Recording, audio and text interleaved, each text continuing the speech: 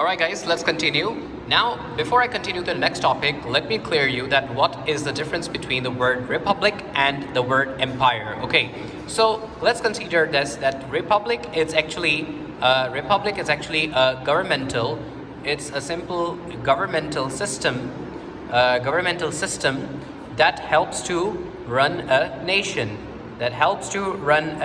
Alright, but whereas if I talk about the word empire, so the empire is actually over many different republics, and it controls a lot of nations, okay? A lot of nations at once. All right. So now let's continue in this topic, making of a Roman republic. So let's try to understand this in easier words. Sorry guys, the video is moving a lot because I'm just holding my phone and trying to record this, and I'm sitting actually in a classroom.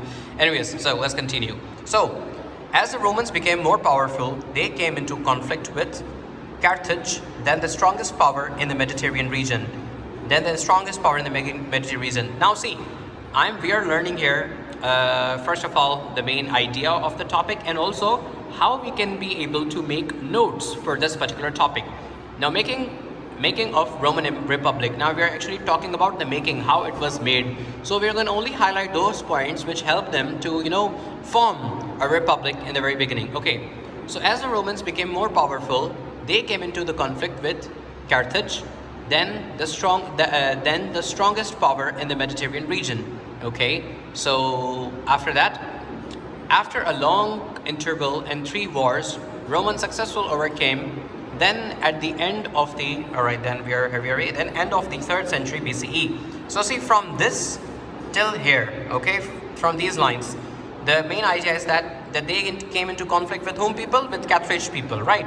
And after that, I can clearly see this thing, which was the strongest power in the Mediterranean. All right, and after a very long interval, 3 wars. This is main. So after the 3 wars with Carthage people, all right, in the Mediterranean region, Romans successfully overcome them, and then end of the 3rd century. So at the end of the 3rd century, they were having enough power. Good. Now after that, what it says that to the east they subdued the Greeks and added Macedon and Thrace to their lands. So what it's saying that to the east they subdued the Greeks and added Macedon to Thrace to their lands. Okay, so all right, we're just going to keep this point right here. I don't consider this very important. After that, the Roman territories gradually expanded to include northern Italy. So what it's saying over here that the Roman territories gradually expanded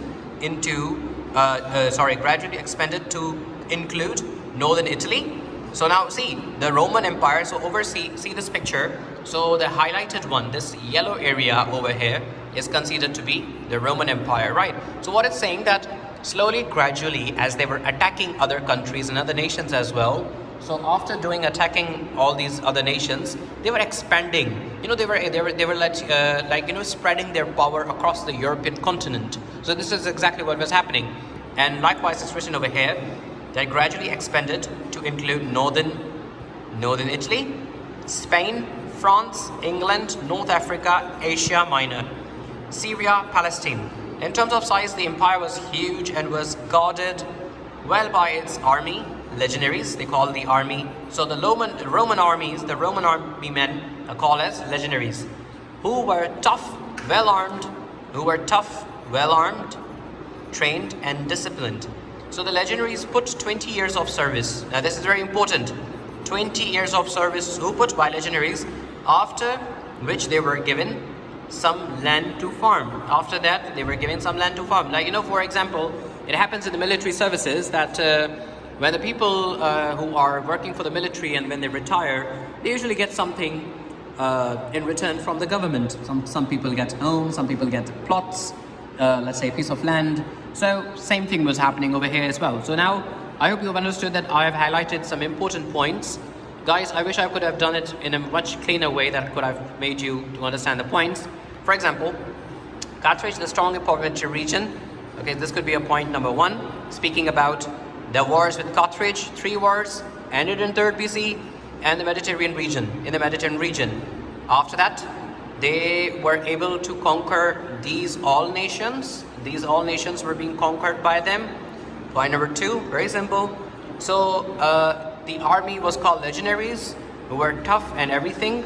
Point number 3. And the last point says that the legionaries put into in 20 years of service, after which they were given some land to farm. Point number 4. And that's it. So let's try to understand this one over here. So it's saying, it's adding more information. Another factor for the spread of the Roman Empire was that the Romans built roads across the length and breadth of their empire for their legions to march over. These roads, most of which exist to this day, were improved by later rulers.